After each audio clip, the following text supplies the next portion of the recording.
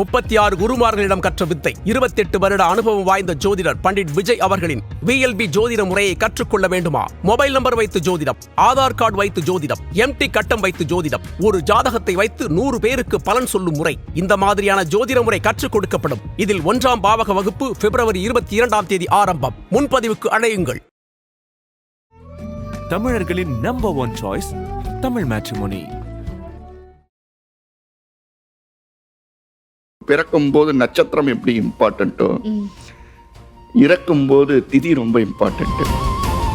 ஆன்மா நகர்வதும், ஆன்மா ஒவ்வொரு விஷயங்களும் பார்ப்பதும், அதுக்கு மேலான புண்ணிய பாபங்களுக்கு ஏற்ற மாதிரி விஷயங்கள் இருக்கிறதும், இதெல்லாம் மேலே என்னென்ன இருக்கா இல்லையா அப்படின்னு கேட்டால் கண்டிப்பாக இருக்குன்னு தான் நான் சொல்லுவேன். இறந்ததுக்கு அப்புறம் தான் உங்களுக்கு வாழ்க்கையே இருக்குது அப்படின்னு நிறைய பேர் சொல்கிறாங்க. ஸோ அது உண்மையா? பிறப்புலேருந்து இறப்பு வரை ஒரு மனிதனுக்கு அனுபவமே கிடைக்கல, பக்குவமே வரலை அப்படின்னா அதுக்கு அவனை மட்டும் குறை சொல்லி பிரச்சனை இல்லை. கேது 12 இருந்தால் போதும் முக்தி கிடையாது. லக்னாதிபதி நல்லா இருக்கணும், லக்னாதிபதியோட இது நல்லா இருக்கணும், 8ஆம் இடம் நல்லா இருக்கணும், அந்த கேதுக்கு சுப பார்வை இருக்கணும், குருவோ சுக்கிரனோ, இந்த மாதிரி நிறையா கணக்குகள். அதன் ஆன்மீகம் நேயர்களுக்கு வணக்கம். நான் உங்கள் விஜய் பிரியா. ஆன்மீகம் தொடர்பான சந்தேகங்களுக்கு நம்ம ஒவ்வொரு நாளும் தீர்வு கொடுத்துட்ருக்கோம்.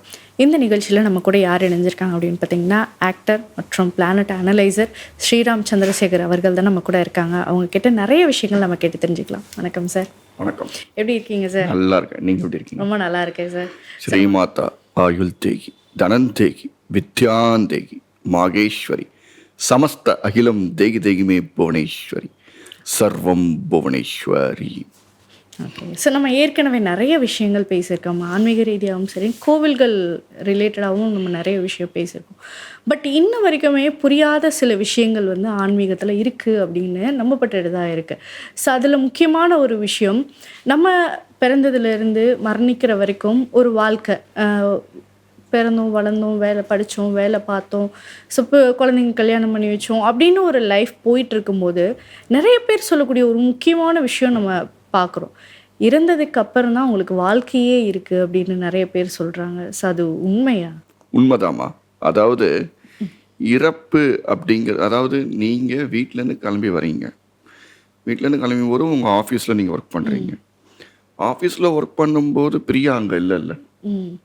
அதே மாதிரி நம்மக்குள்ளே இருக்கிற ஆன்மா வந்து, நம்ம உடல் வந்து சில பேருக்கு 60, 65, 70, 75 அவங்களுக்கு இதுக்கு ஏற்ற மாதிரி வெயிட் இருக்கும். ஆனால் ஆன்மாங்கிறது இவ்வளோ உண்டு, வெயிட்டே இல்லை. அது வந்து மேலே போட்டிருக்கிற சத்தம் மாதிரி தான் நம்மளோட எலும்பை தாண்டி இது அப்படிங்கிறது. அதனால தான் ஆத்மகாரகன் வந்து சூரியன்னு சொல்கிறாங்க. மனம் சார்ந்தது அம்பாலாக இருந்தாலும் சூரியன் வந்து, அதான் சிவம் இல்லையே சக்தி இல்லையே, சக்தி இல்லையே சிவம் இல்லைன்னு எதுக்கு சொல்லப்படுதுன்னா, ஆன்மா ஒன்றிணைக்கிறதுக்கு மனம் ஒன்றிணைக்கணும், மனம் ஒன்றிணைக்கிறதுக்கு ஆன்மா ஒன்றிணைக்கணும். ஸோ அதனால தான் அதை சொல்லப்படுது. ஆன்மா நகர்வதும், ஆன்மா ஒவ்வொரு விஷயங்களும் பார்ப்பதும், அதுக்கு மேலான புண்ணிய பாபங்களுக்கு ஏற்ற மாதிரி விஷயங்கள் இருக்கிறதும், இதெல்லாம் மேலே என்னென்ன இருக்கா இல்லையா அப்படின்னு கேட்டால் கண்டிப்பாக இருக்குன்னு தான் நான் சொல்லுவேன். இப்போ ஒன்றுமே இல்லை. இங்கேருந்து நம்ம ஒரு இடத்துல வந்து நம்ம ஒரு விஷயத்த நம்ம பார்க்குறோம். அதாவது ஒரு ஆள் பார்க்குறாங்க, கூட ஒரு 10 பேர் பார்க்கல. அவங்க அடுத்தது ஒவ்வொருத்தராக பார்க்குறாங்க. யார் பார்க்குறாங்களோ அவங்களுக்கு மட்டும் தானே கண்ணில் தெரியும். அந்த மாதிரி இது ஒரு அறை மாதிரி. இந்த அறைக்குள்ள நுழைந்த பின்பு தான் அதோட அனுபவம் கிடைக்கும். கண்டிப்பாக. நம்ம இப்போ எல்லாருமே கேள்விப்படுற ஒரு விஷயம் வந்து யமலோகம் அப்படிங்கிற ஒரு விஷயம் இருக்குது. யமதர்மராஜா தான் அங்கே நீதிபதியாக இருக்கிறாரு. மக்கள் வந்து இறந்ததுக்கப்புறம் அங்கே வரக்கூடியவர்களுக்கு அவங்க பாவ புண்ணியங்கள் கணக்கின் அடிப்படையில் அவங்களுக்கு சொர்க்கமா இல்லை நரகமா அப்படிங்கிறத தீர்மானிக்கப்படுது. ஸோ சொர்க்கத்துலேயும் நிறைய பேர் வந்து அவங்களுக்கு பிடிச்ச மாதிரியான விஷயங்களை வந்து வச்சுக்கிறாங்க. சொர்க்கத்தில் வந்து நீங்கள் ஜாலியாக இருக்கலாம், புண்ணியம் பண்ணியிருந்தால் நீங்கள் நிம்மதியாக இருப்பீங்க. நரகத்தில் வந்து நீங்கள் பாவம் பண்ணிங்கன்னா உங்கள் பாவத்துக்கு ஏற்ற மாதிரியான தண்டனைகள் வந்து கிடைக்கும் அப்படிங்கிறது. சரி, இது எந்த அளவுக்கு உண்மை? அப்படி இப்போது இது இது இது நம்ம யாருமே வந்து இப்படி ஒரு விஷயம் நம்ம பார்க்க முடியாது. அதாவது பார்த்துட்டோம்னா யாருமே தவறு பண்ண மாட்டாங்க. சரி, ஓகே. இன்னொரு விஷயம், தவறு ஏன் நடக்குது? அவங்களோட விதியின் அடிப்படையில் தான். யாருமே தவறு செய்யணும்னு செய்யலை. திருத்தம் வரதும் வந்து விதியில இருக்கணும். பிறப்புலேருந்து இறப்பு வரை ஒரு மனிதனுக்கு அனுபவமே கிடைக்கல, பக்குவமே வரல அப்படின்னா அதுக்கு அவனை மட்டும் குறை சொல்லி பிரச்சனை இல்லை. அவன் கொண்டு வந்த கர்மா அப்படி. சில பேர் பணம் பணம் பணம் பணம் பணத்துல மட்டும் ஆசையா இருப்பாங்க. சில பேர் புகழை மட்டும் ஆசையா இருப்பாங்க. சில பேர் மற்றவனை அழிச்சிட்டு நம்ம வாழணும்னு ஆசையா இருப்பாங்க. இது எதுவுமே என்ன பொறுத்த வரைக்கும் தெரிஞ்சு பண்ணல, தானாகவே அவங்க விதியில ஏற்படுது. சரி, அப்போ யமலோகம் அப்படிங்கிறது என்ன? யமலோகம் தான் உங்களுக்கு விரிவரைக்கப்படுது. யமலோகம் அதாவது 7 லோகங்கள் உண்டு. பூலோகம், பித்தள லோகம், இந்த மாதிரி நிறைய 7 லோகங்கள் உண்டு. அந்த 7 லோகத்துல இந்த யமலோகம் அப்படிங்கிறது வந்து முக்கியமா நம்மளோட ஜனன காலம் முடிந்து இறந்த காலம் வரை உள்ள விஷயத்தை கணக்கு எழுதுறதே அங்கதாங்கிறது சத்தியம். அதனால தான் காஞ்சிபுரத்துல சித்திரகுப்த கோயில்னு ஒண்ணு உண்டு. கேதுவோட ஏதாவது ஒரு பிரச்சனை இருந்தாலோ, கேதுவோட ஏதாவது ஒரு மைனஸ் இருந்தாலும் அங்க போய் வேண்டிதான் நடக்கும்னு சொல்லுவாங்க. ஏன் அப்படின்னா கேது 12ல இருந்தா முக்தின்னு ஒரு கதை ஒண்ணு இருக்கு. ஆனா கேது 12ல இருந்தா போதும் முக்தி கிடையாது. லக்னாதிபதி நல்லா இருக்கணும், லக்னாதிபதியோட இது நல்லா இருக்கணும், 8ஆம் இடம் நல்லா இருக்கணும், அந்த கேதுக்கு சுப பார்வை இருக்கணும், குருவோ சுக்கிரனோ, இந்த மாதிரி நிறைய கணக்குகள் இருக்கு. ஸோ அங்கேருந்து விரிவரைக்கப்படுதுதான். இது ஒரு கதையே ஒண்ணு இருக்கு. நாராயணர் வந்து நாராயணரோட மிகப்பெரிய பக்தரான நாரதர் எல்லாருக்கும் தெரியும். கண்டிப்பா. அவர் வந்து அகஸ்தியர் மகரிஷி முன்னாடி வந்து நிற்கும் போது, நான் தான் மிகப்பெரிய நாராயணர் பக்தரு, என்னை விட யாரு நாராயணர் பக்தரு அப்படின்னு சொல்லுவார். அப்போ வந்து இவர் அகஸ்தியர் மகரிஷி என்ன சொல்லுவாரு, சரி அப்படின்னா நான் ஒன்று சொல்றேன், நான் உனக்கு ஒரு எண்ணெய் பாத்திரம் தரேன், எண்ணெய் பாத்திரத்தை நீ கையில வச்சுக்கோ, நீ உலகம் ஃபுல்லா சுத்தி வா அப்படின்னு தான் சொல்லி அனுப்புவார். எண்ணெய்லாம் சொல்ல மாட்டாரு. பாத்தீங்கன்னா அந்த எண்ணெய் கீழே சிந்திடக்கூடாதுன்னு சொல்லிட்டு அனுப்பிச்சிருப்பாரு. அது மேலதான் ஒரு ஆணவம், அவர் எண்ணம் இருக்குமே தவிர்த்து அப்போ ஒரு நிமிஷம் கூட நாராயணரை சொல்ல மாட்டாரு. அந்த எண்ணெய் சிந்திடக்கூடாது அப்படிங்கிற ஒரு எண்ணம் மட்டும்தான். இதுக்கு நடுப்புற அவர் என்ன சொல்லுவாரு, கீழே ஒரு பூலோகத்துல ஒருத்தர் படுக்கும் போது நாராயணர்னு சொல்றான், எழுதிருக்கும் போது நாராயணர்னு சொல்றான், அவன் என்ன பெரிய இதுவான்னு சொல்லும் போதுதான் இந்த இதுவே வரும். அதை நிரூபிக்கிறதுக்கு தான். அதாவது நம்ம பல்லாயிரம் வாட்டி நாம அவ சொல்லணும்னு அவசியம் இல்லை. பல்லாயிரம் வாட்டி சொன்னாலும் ஒரு வாட்டி சொன்னாலும் நீ சிந்தையுள் சிந்திச்சு சொல்றியா? கண்டிப்பா. சிந்திக்கிறதுல தானே அர்த்தம் உண்டு. இப்போ நானே உங்கள்கிட்ட பேசிக்கிட்டு இருக்கேன், நான் உங்க முன்னாடி உக்காந்துக்கிட்டு என்னோட சிந்தனை வேற எங்கேயாவது போச்சுன்னா டாபிக் என்னத்துக்கு ஆகுது? டாபிக் மாறிடும். ஸோ அதே மாதிரி சிந்திக்காமல் சொல்றியா அப்படிங்கிறது தான் அதோட அர்த்தம்.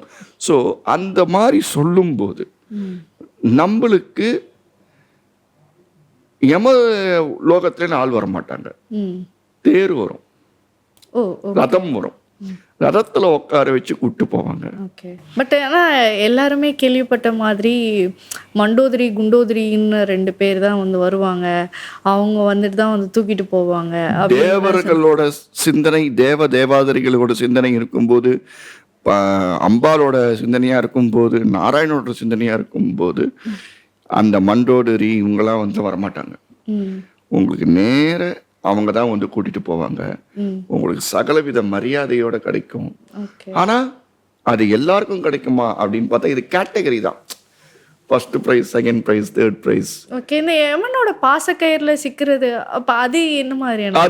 அதாம்மா, அதாவது என்னதான் தேவர்களை கூட்டு போனாலும் யமனுக்கு முன்னாடி நிக்க வச்சு அவர் கணக்கு பார்த்த பிறகுதான் அவர் அங்க பொறுப்புல இருக்காரு. ஈஸிய டிசிஷன் ஓகே அத்தாரிட்டி. ஸோ அப்படி இருக்கும்போது அவர்கிட்ட போய் முன்னாடி நின்று அவர் வந்து இப்படி போகலாம், அப்படி அனுப்பு, இப்படி அனுப்புன்னு சொன்ன பிறகு ஒரு உயிர் ஜீவன் நகருவதுங்கிறது உண்டு. ஓகே அப்போ இதுல இன்னொரு ஒண்ணு உண்டு, ஜீவாத்மா பரமாத்மான்னு 2 ஆத்மாவும் இருக்கு. ஸோ அதனால அப்ப அங்க போட்டா இது என்ன ஆகுது, இந்த போட்டா அது என்ன ஆகுங்கிற ஒரு இதெல்லாம் வந்து ஒவ்வொன்றுக்குள்ள ஒரு பின்னி எடுக்கிற மாதிரி இங்கேருந்து ஒரு வெள்ளி இது மாதிரி, அதாவது எப்படி சொல்றது, ஒரு ஒரு கயிறு மாதிரி, அது டைரக்டா உங்களுக்கு அந்த இடத்துல டச் பண்ண முடியும் தியானத்துல. ஓகே நீங்க தியானம் பண்ணினோம்னா இந்த கேள்வி யாருக்குமே இருக்காது. கண்டிப்பாக அந்த டீப் வர்றதுக்கு எல்லாராலையும் முடியலங்கிற ஒரு காரணத்தினால தான் எல்லாராலையுமே வந்து நிஜமா இப்போ நம்ம நீங்கள் கேட்டீங்கல்ல முதல்ல, யமலோகம் இப்படித்தான் இருக்குமா, நான் சொன்னேன்ல இந்த 5 பேர் 10 பேருக்கு அதெல்லாம் சொன்னேன். அந்த மாதிரி பார்க்கணுன்னா நீங்கள் தியானம் பண்ணுங்க. ஓகே தபஸ் பண்ணா உண்மையிலேயே பூலோகம், யமலோகம், இந்திரலோகம் இதெல்லாம் இருக்குன்னு கண்டிப்பா தெரிய வரும். அப்ப அங்க போய் நல்லவர்களுக்கு ராசேஷர் கூட்டு போக மாட்டாங்க, தேவர்கள் தான் கூட்டு போவாங்க. அவங்க கிட்ட இது பண்ணிட்டு மனுவை சொல்லி இது பண்ணி நேர அவங்க சொர்க்கலோகத்துக்கு தான் போவாங்க. இதுல வைகுண்ட ஏகாதேசிலெல்லாம் போனோம்னு வச்சுக்கோங்க, கண்டிப்பா சாஸ்திரம் என்ன சொல்றது, வைகுண்ட ஏகாதேசியில போனா ஏகாதேசி மரணம் துவாதேசி தகனம்னு சொல்லுவாங்க. சொர்க்கத்துக்கு தான். என்னோட அம்மா வைகுண்ட ஏகாதேசி, அதனால ஏகாதேசி மரணம் துவாதேசி தகனம். ஏன்னா நீங்க நல்ல லிஸ்ட் எடுத்து பாத்தீங்கன்னு வச்சுக்கோங்க, ஏகாதேசி கம்மியா இருக்கும் போனவங்க. நீங்க லிஸ்ட் எடுத்து பார்த்தா கண்டிப்பா தெரியும். அதே மாதிரி வைகுண்ட ஏகாதசி ரொம்ப கம்மியா இருப்பாங்க. தசமி திதியா இருப்பாங்க, சஷ்டி திதியா இருப்பாங்க, சதுர்த்தியா இருப்பாங்க. இதுலலாம் வந்து ரொம்ப அதுல போற திதியிலேயே கண்டுபிடிச்சிடலாம் இவங்க என்ன அனுபவிக்க போறாங்கன்ட்டு. திதி வந்து இப்போ பிறக்கும் போது நட்சத்திரம் எப்படி இம்பார்ட்டன்ட்டோ, இறக்கும் போது திதி ரொம்ப இம்பார்ட்டன்ட். அவங்க என்ன மாதிரியான மேலோகத்துல வாழ்வாங்கன்னு ஈஸியா கண்டுபிடிச்சிடலாம். அந்த சந்திரனோட ஒளி இருக்கு இல்லையா, அந்த சந்திரனோட ஒளி எந்த திதியில இருக்கு, அதாவது சந்திரனோட ஒளி என்ன அமைப்புல இருக்கு, பௌர்ணமி திதியில இருக்கா. வைகுண்ட ஏகாதசின்னா பௌர்ணமி கிட்ட வளர்ப்பிறையில ஒரு 2 நாள் முன்னாடி நல்ல வளர்ப்பிறை. கண்டிப்பா தேய்பிறையா இருந்தா பௌர்ணமி முடிஞ்சு அதுல ஒரு ஏகாதசி வரும்ல, அந்த ஏகாதசியா இருந்தா ஒண்ணுமே பண்ண முடியாது. அதாவது அதுல வர தசமி, அதுல வர விஷயங்கள், இதுல இன்னொரு சூட்சமும் இருக்கு. அந்த வருடத்தில் அந்த திரியாக அந்த சந்திரன் நிற்கும் போது குரு பார்த்துருச்சுன்னு வச்சுக்கோங்க, அப்போ அவங்களுக்கு மேபி நல்ல காலம் இருந்து போய் அதுக்கப்புறம் நல்லா இருப்பாங்கன்னு அர்த்தம். பொதுவாக நம்ம இந்த காலகட்டத்திலையும் சரி அப்போவும் சரி இந்த வைணவம் சைவம் அப்படிங்கிற 2 விஷயங்கள் வந்து இருக்குது. ஸோ ஒருத்தர் வந்து சிவ பக்தர்களாக இருப்பாங்க, இன்னொருத்தவங்க விஷ்ணுவ பக்தர்களாக இருப்பாங்க. இவங்க வைகுண்ட ஏகாதசிக்கும் அவங்க சிவராத்திரிக்கும் முடிச்சிருக்கிறது வழக்கம். ஸோ இப்போது மகா சிவராத்திரி வந்து வரப்போகுது. இது இப்போ நிறைய பேர் மகா சிவராத்திரி வந்து முழிச்சிருந்தோம் அப்படின்னா நமக்கும் வந்து சொர்க்கம் கிடைக்கும், அந்த ஒரு முக்தி கிடைக்கக்கூடிய ஒரு விஷயம் வந்து கிடைக்கும் அப்படின்னு சொல்கிறாங்க. நினைச்சாலே முக்தி தரும் இடம் அப்படிங்கிற நம்ம என்னென்னமோ விஷயங்கள் சொன்னாலும் அந்த முக்தி கிடைக்குமா அப்படிங்கிற ஒரு கேள்வி எல்லாருக்குள்ளே இருக்குல்ல. ஸோ அந்த முக்தி கிடைக்கிறதுக்கு என்ன பண்ணணும்? முதல்ல எண்ணங்கள் நல்லா இருந்துட்டாலே எல்லாமே நல்லா இருக்கும். இதுதான் நான் ஃபஸ்ட்டு எப்போதுமே சொல்லக்கூடிய ஒரு விஷயம். ஆனால் இந்த எண்ணத்தை கடகாத்திரமாக வச்சுக்கிறது தான் கஷ்டம். கண்டிப்பாக அது ஈவன் நமக்கே ஒரு சனத்தில் மாயை மாற்றிடும், யாருக்கா இருந்தாலும். நம்ம ஒன்றும் மகா பெரியவர் இல்லை, நம்ம ஒன்றும் ராகவேந்தர் இல்லை, நம்ம ஒன்றும் ரமண மகரிஷி இல்லை, ராமகிருஷ்ணர் பரமஹம்சர் இல்லை. நம்ம நாளைக்கு என்னவா இருப்போம்னு சொல்ல முடியாது. அருணகிரிநாதர் இருக்காரு, அவர் சில காலங்களுக்கு பிறகுதான் அவர் உணர்ந்து ஞானியான. கண்டிப்பா. ஸோ அந்த மாதிரி மகா பெரியவர் 13 வயசுலயே ஞானி. யார் எப்போ ஆனாங்கன்னு நம்மளுக்கு தெரியாது. நம்ம வாழ்க்கையில இருக்கிறவங்க கூட நாளைக்கு எப்போ வேணாலும் ஆகலாம். ஸோ அந்த மாதிரி இருக்கும்போது இது உணர்வுகள் இல்லைன்னா இந்த சிவராத்திரியோட முக்தியை வந்து உணர முடியாது. நம்பர் 1. நம்பர் 2, சிவராத்திரிக்கு எப்படி இருக்கணும் அப்படின்னு ஒன்று இருக்கு. ஃபர்ஸ்ட் காலங்காத்தால எழுந்து நல்ல பிரம்ம முகூர்த்தத்தில் விளக்கேற்றி அப்போ நம்ம சங்கல்பம் பண்ணி எடுத்துக்கிற அந்த ஒரு இது, அதாவது முதல் நாள் ஓகே. எடுத்துட்டு அன்னியோட ராத்திரி சிவராத்திரி ம். இல்லையா, அடுத்த நாள் காத்தால சிவராத்திரியை முடித்துட்டு மத்தியானம் தூங்கக்கூடாது. ஓகே. இது வைகுண்ட ஏகாதசிக்கும் சரி சிவராத்திரிக்கும் சரி. இவங்க என்ன பண்ணுவாங்க அப்படின்னா அந்த முடிச்ச அந்த திதியோடய படுத்துருவாங்க. ஆனா ரொம்ப கஷ்டம், கண்டிப்பா ரொம்ப கஷ்டம். தலை மண்டை வலிக்கும், நீர் கூட குடிக்கக்கூடாது ஆக்சுவலா. ம். உங்களுக்கு டீஹைட்ரேட் ஆகிட்டுனா என்ன ஆகும், தலைவலிக்கும், வயிற்ற போட்டு பரட்டும், இருக்க முடியாதவங்க இருக்க முடியாது. அதனால யார் இருக்க முடியுமோ அவங்க மட்டும் இருந்தா போதும். ஓகே. யார் இருக்க முடியலையோ அவங்களால என்ன செய்ய முடியுமோ செஞ்சாலே புண்ணியம் தான். அப்போ அவங்க அப்படி இருந்தாங்களே அவங்களுக்கு அதிகமாக இருக்கா இது வாங்குறதெல்லாம் கிடையாது. எந்த அம்மா அப்பாவும் குழந்தை வருத்தி செய்யணும்னு அனுபவிக்க மாட்டாங்க. கண்டிப்பா. அதனால சிவராத்திரியில பஞ்சாட்சர ஜபம், சிவன் ஜபம் செஞ்சுக்கிட்டு சிவனேன்னு இருந்துட்டாலே போதும். ஓகே. அது யார் இருக்காங்க இப்போ? கண்டிப்பா கிடையாது. மற்றவனை நோண்டி பார்க்கலாமா, இவனை என்ன பார்க்கலாமா? என்ன என்ன இங்க தவறுகள் நடக்கிறதுனா மற்றவனோட தவறுகளை எப்படி இது பண்றோம்னு தான் பார்க்குறாங்க. மற்றவனோட பிரில்லியன்ஸு என்ன இருக்குன்னு யாரும் பார்க்கறது இல்லை.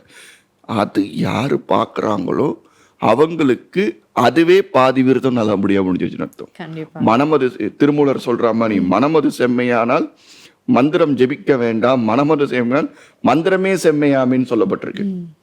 மனம்தான் ஃபர்ஸ்ட். வாயும் உயர்த்த வேண்டாம், மூச்சையும் நிறுத்த வேண்டாம், மந்திரமும் சொல்ல வேண்டாம், மனம்தான் ஃபர்ஸ்ட். அப்போ அதை யாரு சொல்றாங்க அப்படிங்கிறது தான் இதுக்குள்ள இருக்கு. அது யாரும் இல்லை.